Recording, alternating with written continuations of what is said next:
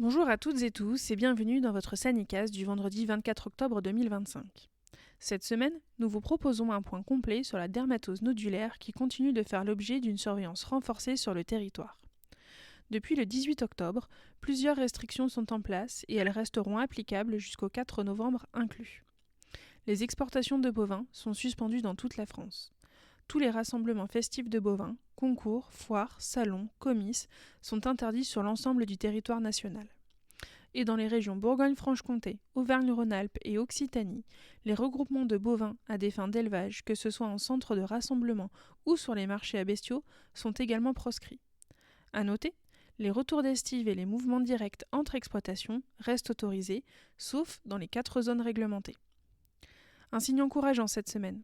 La première zone réglementée, mise en place dès le 29 juin, après la détection du tout premier foyer en Savoie, a été officiellement levée le 22 octobre. Cette levée marque une étape clé et témoigne de l'efficacité de la stratégie française portée collectivement par les éleveurs, les vétérinaires, les GDS, les chambres d'agriculture et les services de l'État. La ZR1 devient désormais une zone vaccinale.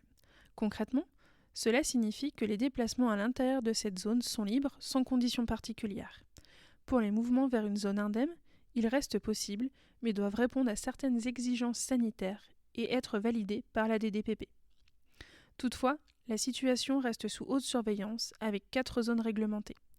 La ZR2, qui couvre une partie du Rhône, de l'Ain, de l'Isère et de la Loire suite à la découverte d'un foyer dans le Rhône le 18 septembre.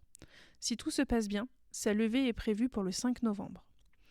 La ZR3, instaurée après la détection de foyers en Espagne début octobre, évolue et couvre désormais l'ensemble des Pyrénées-Orientales ainsi qu'une partie de l'Aude et de l'Ariège. Au 21 octobre, on dénombrait 6 foyers dans cette zone.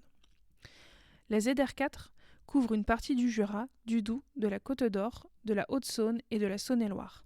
Elle a été mise en place le 11 octobre suite à la confirmation d'un foyer dans le Jura. Enfin, la ZR5 a été instaurée suite à la détection d'un foyer dans un élevage de lin le 14 octobre. Il s'agit d'un élevage de veaux en lien épidémiologique avec le foyer du Jura. Cette zone recoupe en partie les ZR1, ZR2 et ZR4. Vous retrouverez la carte complète des différentes zones sur le site internet du GDS. Pour rappel, la stratégie actuelle repose sur 4 piliers.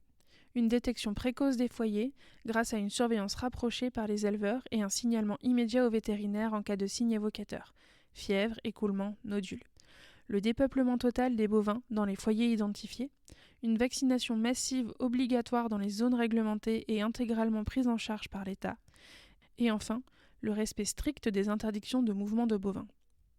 En résumé, la vigilance reste notre meilleure défense. Agir vite, c'est éviter la propagation. Attendre, c'est prendre un risque. Merci de votre écoute. Prenez soin de vos animaux et à très bientôt pour un nouveau point sanitaire. Pour ne rien manquer des actualités sanitaires, retrouvez tous les Sanicasts depuis le 11 juillet 2025 sur notre site internet ou sur notre chaîne YouTube. Le Sanicast, c'est chaque vendredi avec les dernières infos officielles, les mesures en cours et des conseils pratiques pour les éleveurs.